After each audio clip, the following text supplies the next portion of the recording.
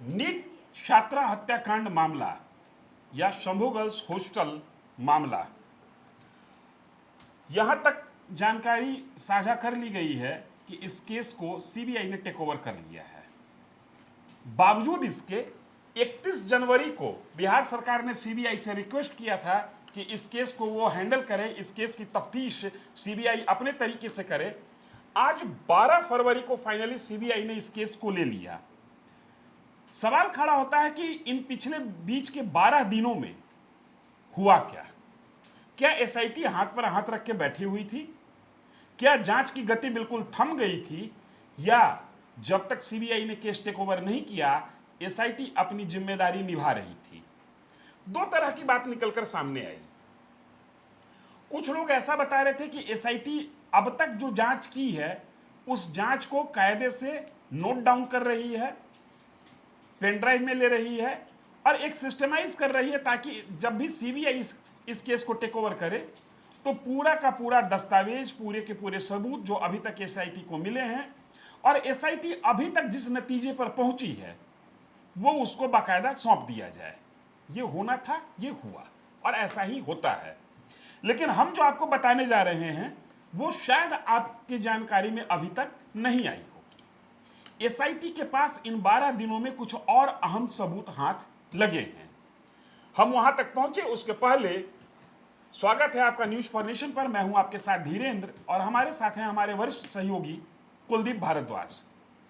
Kuldeep Bhardwaj Bihar police के संपर्क में, एसआईटी जांच के संपर्क में बने हुए थे और एसआईटी कहां तक मामला को देख पाई, कितना इस मामले को समझी है और क्या कुछ हैंडओवर की है इस सीबीआई को, ये बताने जा रहे हैं।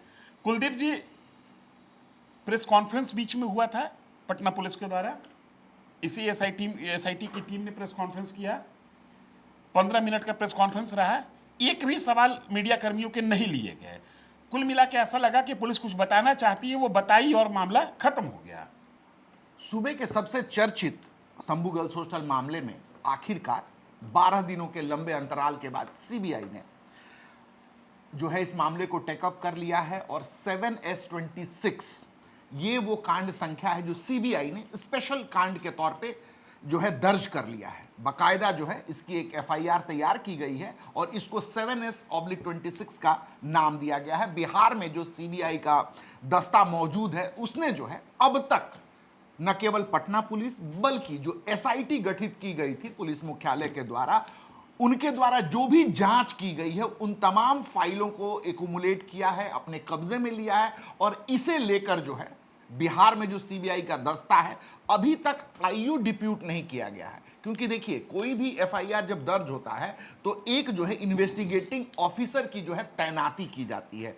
बिहार की राजधानी पटना में जो सीबीआई टीम है उसने जो है एविडेंस कलेक्ट किए हैं और अब तक एसआईटी और पटना पुलिस ने जो भी जांच किया है, जो भी साक्ष्य जो है इकट्ठा किया है, उसका जो है बंडल बनाकर उसको संग्रहित कर ये टीम जो है दिल्ली गई है ताकि दिल्ली में जो है सीबीआई मुख्यालय में बैठकर इसको जो है डिस्कस किया जाए और फिर मुख्यालय द्वारा एक आईयू की नियुक्ति की जाए। अमूमन जो है डीएसपी स्तर के अधिकारी को स्पेशल केस इन्वेस्टिगेट करने के लिए दिया जाता है। अब देखना है कि इस मामले को जो है पटना में जो तैनात सीबीआई के डीएसपी स्तर के अधिकारी है उनको तैनात किया जाता है बतौर आईयू इन्वेस्टिगेटिंग ऑफिसर, या दिल्ली से कोई स्पेशल अधिकारी आते हैं जिनके नेतृत्व में सीबीआई जांच करेगी।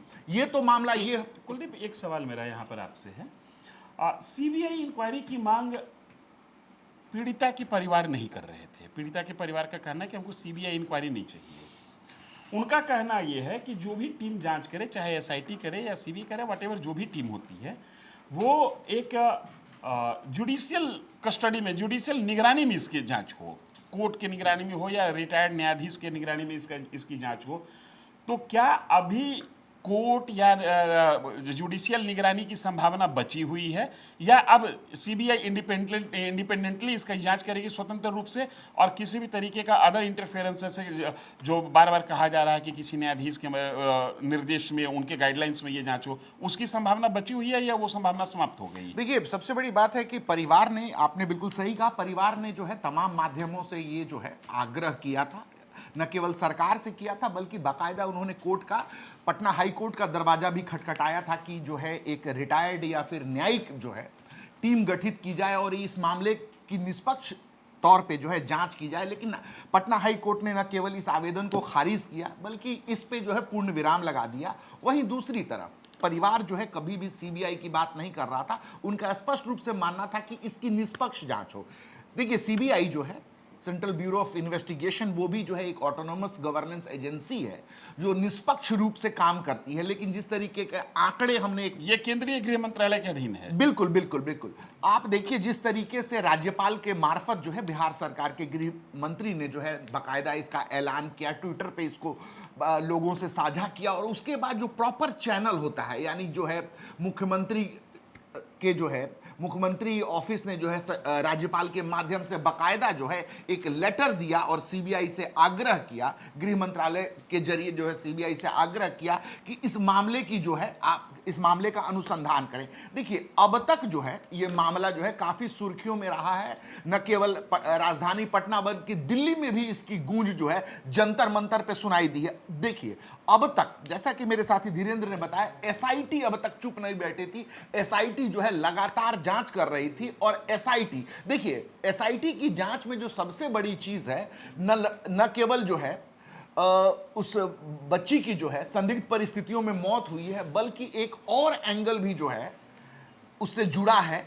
उसके अंतः वस्त्रों पर जो है स्पर्म मिला है, उसको लेकर भी कवायद की जाती है। तो ये मौत जो है, ये जो है शारीरिक शोषण से और संदिग्ध परिस्थितियों में मौत का ये जो पूरा मामला है वो कहीं ना कहीं सनसनीखेज हो गया, और जिसको लेकर तमाम तरह से जो है आम आवाम से लेकर जो है नेतागण और तमाम जो है सरहदों को तोड़ते हुए तमाम नेता एक मंच पे आए और उन्हें तमाम तरह की बातें कही। लेकिन एसआईटी भी इसी बीच अपनी जांच करती रही। इस मामले में जो है चित्रकूट नगर की तत्कालीन थाना अध्यक्षा जो थी उनको लापरवाही बरतने के इल्जाम में गिरफ्तार किया गया। शुरू से तमाम गलफत हुए, लेकिन इसी बीच एसआईटी ने भी जो है जब अपनी जांच शुरू की तो उन्होंने, चूंकि बच्ची जो है बच्ची डायरी लिखती थी, तो उन्होंने उन पन्नों को खंगाला।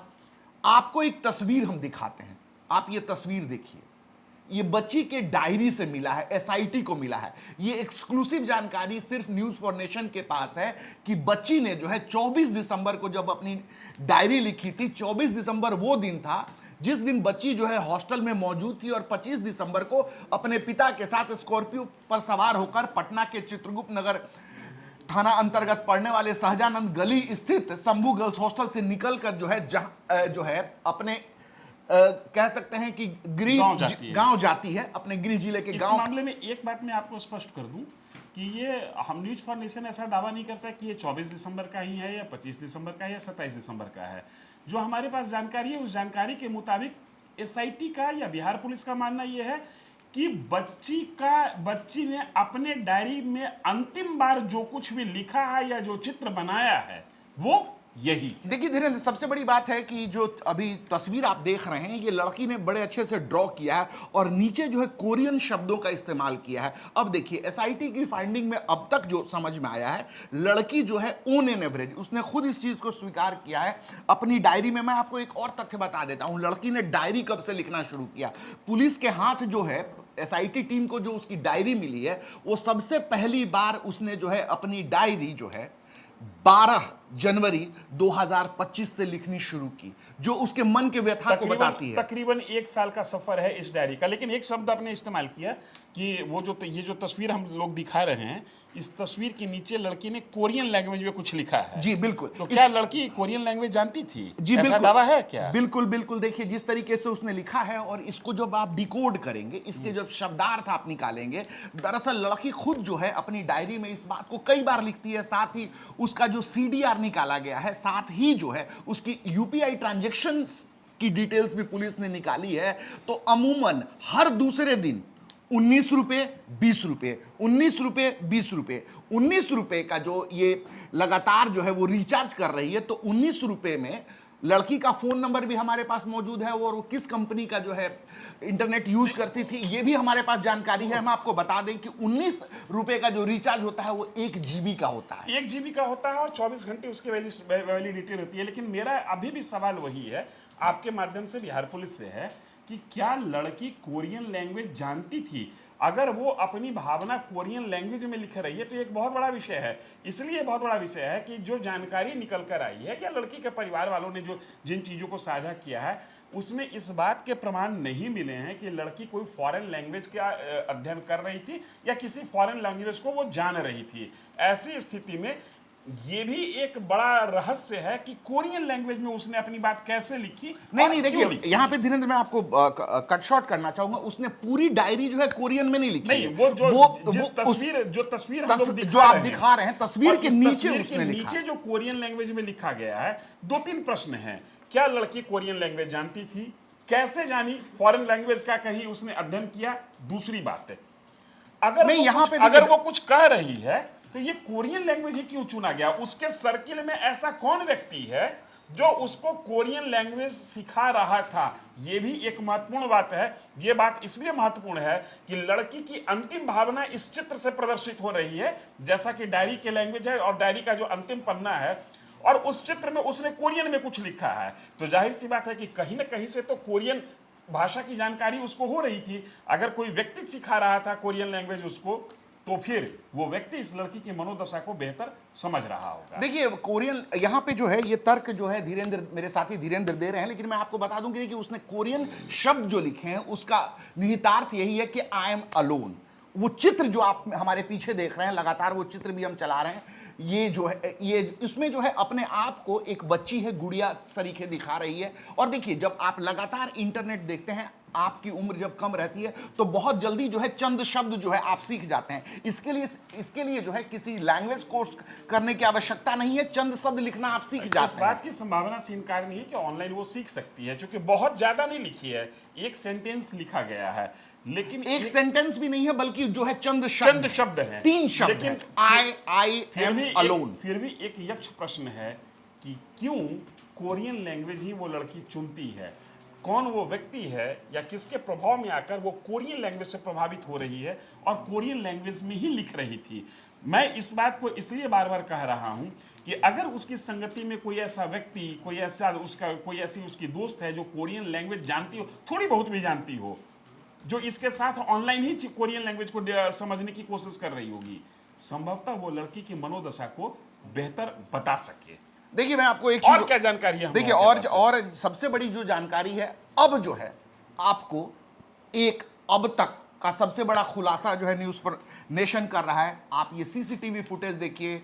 ये जो है या 5 जनवरी का सीसीटीवी फुटेज है, जब लड़की वापस पटना आती है और 5 और 6 तारीख की दरमियानी रात जो है, ये बच्ची पटना रेलवे स्टेशन का है। ये पटना रेलवे स्टेशन का फुटेज है, जहां पे बच्ची जो है हाथ में एक झोला पकड़ी है, मुंह पर जो है उसने जो है कवर किया हुआ है, और वो देखिए उन्हीं कपड़ों में बाहर निकल रही है जिन कपड़ों में वो अपने कमरे में बेहोश बेसुध हम आपको बताएंगे अगली कड़ी में। जो हम आपको वीडियो और जो फुटेज दिखाने वाले हैं उससे यह साबित होगा कि जिन कपड़ों में लड़की घर से, गांव से पटना आई थी, उन्हीं कपड़े में लड़की बीमार पड़ती है और उन्हीं कपड़े में लड़की, वही कपड़े में लड़की प्रभात मेमोरियल हॉस्पिटल तक जाती है। चूंकि अगली तस्वीर जो आप देख रहे हैं, इस तस्वीर में हॉस्पिटल से लड़की के परिजनों को जो कपड़ा सौंपा जा रहा है वो वही कपड़ा है जो कपड़ा वो लड़की पहनकर घर से आई थी। हम जो आपको देखिए, हमारे पास सीसीटीवी मौजूद है, लेकिन चूंकि मामला जो है पॉस्को एक्ट से जुड़ा हुआ है, हम आपको इसका स्क्रीनशॉट दिखाते हैं। इसमें स्पष्ट रूप से आप देख सकते हैं कि प्रभात मेमोरियल हॉस्पिटल में 6 तारीख की रात 9:30 बजे वहां की नर्स जो है उन कपड़ों को जो है परिजनों को सौंपती है। परिजनों में पीड़िता की मां को सौंपती है और एक शख्स और खड़ा है, शायद वो उनके पिताजी हैं, उनको वो कपड़े सौंपे जाते हैं। लेकिन शुरू में ये गलफत होती है और परिवार भी इस बात को डिनाई करता है कि हमें कपड़े नहीं मिले हैं। तो अब तक जो है एसआईटी की जांच जो है, जांच का लब्बो-लुअब ये है कि सबसे बड़ी बात क्या है कि चीजें आपस में जुड़ रही हैं। एसआईटी ने जो है अपनी जो है तमाम चीज खुलासे जो है किए थे, जो पीसी की थी उसमें भी उन्होंने उन तथ्यों को रखा था। तो कहीं ना कहीं एसआईटी ने जो प्रेस कॉन्फ्रेंस करके जानकारी दी, उसका लब्बो-लुआब जो है इन तमाम सीसीटीवी और प्रभात मेमोरियल के फुटेज से न केवल मैच खा रहा है, बल्कि कहीं ना कहीं अब तक एसआईटी की जो जांच है वो सही दिशा में है। लेकिन इसी बीच 31 जनवरी को जिस तरीके से बिहार के गृह मंत्री सम्राट चौधरी ने सीबीआई जांच की बात कर दी और बाकायदा सिफारिश कर दी, फिर भी एसआईटी ने जो अपनी जांच जारी की। देखिए, ये तमाम सबूत हैं जो कहीं ना कहीं ये बताने के लिए काफी है कि पटना पुलिस और कुलदीप, मेरा एक सवाल आपसे है, चूंकि आप एसआईटी के कांटेक्ट में, बिहार पुलिस के कांटेक्ट में हैं, क्या पुलिस इस बात को मान रही है कि लड़की के साथ दुर्व्यवहार हुआ है, या पुलिस ये मान रही है कि लड़की के साथ दुर्व्यवहार जरूर हुआ है लेकिन उस दिन नहीं हुआ है? दोनों सच क्या है? पुलिस अभी तक जो एसआईटी कहां तक पहुंची है? दुर्व्यवहार को कायदे से सिरे से नकार रही है,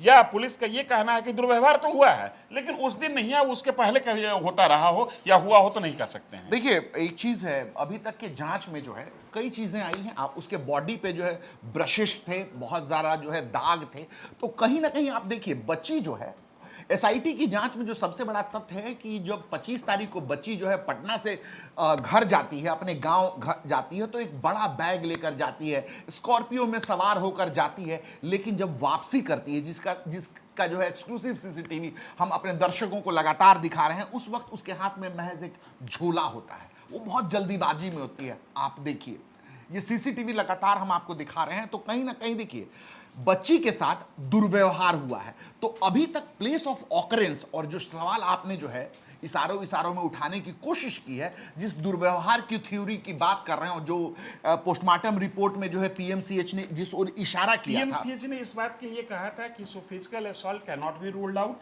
तो वहां से एक संभावना, ये आशंका बनी, संभावना शब्द उचित नहीं है, आशंका बनी कि लड़की के साथ दुष्कर्म या दुर्व्यवहार हुआ है। लेकिन अब जो कुलदीप बता रहे हैं उससे ये समझ में आ रहा है, और कुलदीप जो बता रहे हैं वो एसआईटी और बिहार पुलिस के कहने पर बता रहे हैं। मैंने एसआईटी और बिहार पुलिस का जो कंक्लूडिंग है उस पर ये कह रहे हैं।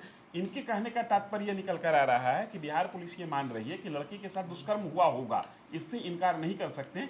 लेकिन उस रात, जिस रात लड़की बीमार पड़ती है और सहज हॉस्पिटल से लेकर प्रभात हॉस्पिटल और फिर प्रभात हॉस्पिटल से मेदांता और मेदांता के बाद मृत्यु, हत्या, जो भी कहिए, उस रात लड़की के साथ दुष्कर्म के प्रमाण नहीं मिल रहे हैं। क्या मैं सही हूं? बिल्कुल सही कह रहे हैं। और देखिए, कहीं ना कहीं ये पूरा मामला जो है, एक चीज इस पर अब तक की जांच में जो है सबसे बड़ा स्पष्ट होकर नजर आ रहा है कि परिवार बच्ची की मानसिक जो स्थिति थी उससे पूर्णतया अवगत है। आपको बता दूं कि बच्ची जो है उस हॉस्टल में सबसे पहली बार जो है दिसंबर में 2022 में रहने आई थी, इस बात के भी प्रमाण मिले हैं। साथ ही वो तमाम जो है यूपीआई, आप देखें बच्ची जो है तमाम चीजों को लिखती है, जो है नीट परीक्षा। और जो सबसे बड़ा सच आपको बता दूं कि बच्ची पर लगातार उसकी मां का प्रेशर था कि तुम्हें जो है एनआईटी क्लियर करके जो है माफ कीजिएगा, नीट जो है क्लियर करके जो है आपको एम्स दिल्ली ही लेना है। ये मैं बड़ा खुलासा आपको कर रहा हूं। उस बच्ची ने जो है एक एक तथ्य को लिखा है। उसकी मां लगातार ये दबाव डाल रही थी कि तुमको जो है इतने नंबर लाने हैं कि तुम्हारा जो है सिलेक्शन एम्स नई दिल्ली में हो। लेकिन बच्ची एक जगह जो है अपनी डायरी में लिखती है कि मेरा मन है कि मैं जो है ऋषिकेश एम्स जाऊं, क्योंकि वो पवित्र नगरी है। बच्ची की जो मनोदशा है वो पेज दर पेज उसने लिखा है। न केवल लिखा है बल्कि बाकायदा हमारे पास जो है उस डायरी में उसके लिखे गए शब्द हैं। वो लगातार अपने भाई के व्यवहार से न केवल दुखी है बल्कि वो लगातार जो है चर्चा करती है। और जो सबसे बड़ा सच मैं आपको बता दूं, माफ कीजिएगा, नीट में जो है उसने जो पहला टेस्ट दिया था उससे पहले वो अपने घर पर थी। इसकी ताकीद सीडीआर करता है। उसका सीडीआर ये कहता है कि 4 मई 2025 को जब परीक्षा थी, परीक्षा से पहले वो अपने गांव में थी। उस समय भी वो लगातार डायरी लिख रही है और वो बता रही है। और आपको पता है सबसे बड़ा सच सुन लीजिए, उसने जो एग्जाम दिया था उसमें पता है उसने कितना स्कोर किया था? 720 नंबर का एग्जाम होता है और उसने जो है महज जो है 60 से 70 के बीच स्कोर किया था। अब आप इससे अंदाजा लगा लें कि उस बच्ची की मनोदशा क्या रही होगी। इससे एक बात समझ में आता है कि लड़की अपने पढ़ाई को लेकर भी एक तरीके के प्रेशर में थी, माँ जहां कह रही है कि नीट कंप्लीट करके एम्स ही आपको लेना है, वहां लड़की की जो पोटेंशियल है, लड़की की जो स्टडी, लड़की का जो अध्ययन है, वो बता रहा है कि वो महज 60 से 70 नंबर के बीच ला रही है।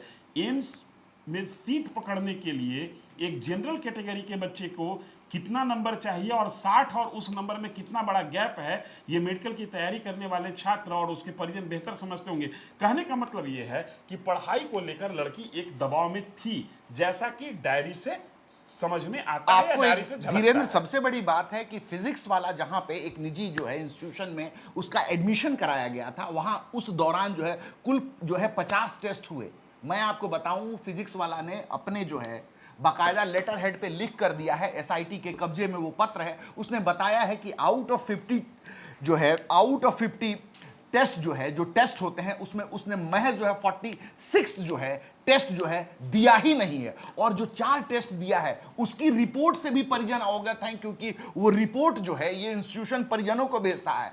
एक जगह उसने स्कोर किया है, देखिए वो पूरे डाटा हमारे पास मौजूद है, लेकिन हम जो है स्पष्ट नहीं बता रहे हैं। एक जगह सोचिए 720 जो है नंबर का एग्जाम होता है और उसने स्कोर किया है 37, कहीं उसने जो है 66 स्कोर किया है, कहीं 147 किया है। लड़की एक जगह जो है, और सबसे बड़ा सच सुन लीजिए, जो चौथा टेस्ट दिया है उसने उस इंस्टीट्यूशन को, उसमें उसने पता है कितना स्कोर किया है? 0 स्कोर किया है। अब आप सोचिए उसकी मनोदशा क्या रही होगी उस बच्ची की, जिसने जो है इंस्टीट्यूशन में, जहां पे लाखों रुपए जो है उसके माता पिता जो है उसके पढ़ाई में खर्च कर रहे हैं, 8,000 रुपया मंथली जो है शंभू गर्ल्स हॉस्टल में दे रहे हैं, तकरीबन जो है आप देख लीजिए 23, 24, 25, ये 3 साल तक लगातार उस हॉस्टल में रहती है, और उस पे जो है 8,000 रुपया महीना प्लस लाखों रुपए इंस्टीट्यूट में, और वो स्कोर कितना कर रही है? 0 कर रही है। आप देखिए उसकी मनोदशा क्या है। वो अपनी डायरी में लिखती है कि इतने दिन रह गए हैं टेस्ट के लिए और मैं पढ़ नहीं पा रही हूं, पारिवारिक जो है दबाव बहुत ज्यादा है, मेरे अपने भाई के बारे में उसने तमाम अपशब्द लिखे हैं। साथ ही जो सबसे बड़ा सच उसने लिखा है कि आई एम अलोन। और सबसे बड़ी बात है, पटना पुलिस जो है एक मृतका है, नाबालिग है, उसके जो है कैरेक्टर पे कोई सवाल नहीं उठाना चाहती है, लेकिन ये सच भी उसके सीडीआर में लगभग खुल गया है कि उसके किससे संपर्क थे, और विगत दिनों वो संपर्क खत्म हुआ तो वो उससे बात करने वाला कोई नहीं था। और आपको बता दें, शंभू गर्ल्स हॉस्टल में तकरीबन 96 लड़कियां रहती थी, जो उसको कोई उससे जूनियर थी, कोई उससे सीनियर थी, तो कोई नाम लेकर कहती थी, कोई दीदी कहती थी। उन्होंने स्पष्ट रूप से 47 लड़कियों का बयान जो है एसआईटी ने लिया है, और ये स्पष्ट हो रहा था कि वो दीदी जो है कहीं न कहीं तनाव में थी और उनकी प्रिपरेशन नहीं हो रही थी, और अमूमन हर दिन अपनी डायरी में, और उसकी सहेलियों ने उसके रूम के आसपास बच्चियां रहती थी वो भी बताती थी कि हमेशा जो है ये 10 बजे तक सोकर उठती थी, ब्रेकफास्ट नहीं करती थी, और मोबाइल एडिक्ट थी, उनको यूट्यूब देखने का बड़ा शौक था। इसका जो है, इसका खुलासा जो है उसके यूपीआई ट्रांजैक्शन से भी हो रहा है। तमाम वो सबूत हैं। अब सीबीआई के पाले में गेंद है, और हम आपको बता दें, एक बड़ा प्रश्न भी है। तमाम चीजें, लड़की पढ़ने में कमजोर थी, पढ़ाई को लेकर दबाव था, ये तमाम बातें मान ली गई, चूंकि इसके प्रमाण है तो मान लेते हैं। एक बड़ा यक्ष प्रश्न यह है कि लड़की के अंडरगारमेंट्स पर स्पर्म कहां से आया? ये एक बड़ा सवाल है। शायद सीबीआई इस सवाल को डिटेक्ट कर पाए, क्योंकि हर आमो खास पुलिस की तमाम थ्योरी को मानने के बाद इस सवाल को जब खड़ा करता है तो इसका कोई वाजिब जवाब नहीं आ रहा है। क्योंकि अभी तक जितने भी ब्लड सैंपल लिए गए हैं, उन तमाम ब्लड सैंपल से उस लड़की के अंडरगारमेंट पर जो स्पर्म मिले हैं उसकी मैचिंग और मैपिंग नहीं हो पा रही है। धीरेन्द्र, मैं आपको यहाँ पे जो है एक अपडेट दे देता हूँ। एसआईटी की फाइंडिंग में जो है सबसे बड़ा सच जो आया है, हम वो तस्वीर भी दिखा रहे हैं, हमारे पास वो सीसीटीवी भी मौजूद है, किस तरीके से जो है उस बच्ची का कपड़े जो है प्रभात मेमोरियल में नर्स जो है उनकी माँ को सुपुर्द कर रही है। इसमें भी एक बड़ा भेद है। कई शब्द हैं हम यहाँ कह नहीं सकते, लेकिन अंडरगारमेंट्स की साइज को लेकर भी एसआईटी ने विभिन्नता पाई है। तो बहुत ऐसे सवाल हैं, हम आपके जो है आपके सोचने के लिए छोड़े जा रहे हैं। ऐसे तमाम सवाल हैं जिसका जवाब अब सीबीआई देगी। गेंद केस सीबीआई के पाले में है। ये वही सीबीआई है जिस पर कोर्ट ने, सुप्रीम कोर्ट ने एक बार तल्ख टिप्पणी की थी पिंजरे में बंद तोता। अब ये तोता सही बताएगा गलत बताएगा ये कहना भविष्य के गर्त में है। ये तोता अपनी जांच को किस दिशा में ले जाता है और क्या अंतिम रूप लेता है ये मैं नहीं कह सकता, और न्यूज फॉर नेशन नहीं कह सकता, कोई नहीं कह सकता है। लेकिन अब तक इस केस में जो भी डेवलपमेंट हुआ वो हमने आपसे साझा किया, इसलिए साझा किया कि आज के बाद ये केस सीबीआई के पाले में। अब सीबीआई जो बताएगी उस हिसाब से हम लोग उसको समझेंगे और आप तक साझा करते चलेंगे। हमारी कोशिश है कि इस मुहिम को हम छोड़े नहीं, लड़की को न्याय दिलाएं। हम अपनी मुहिम में लगे हुए हैं। आप बने रहिए न्यूज फॉर नेशन के साथ। धन्यवाद।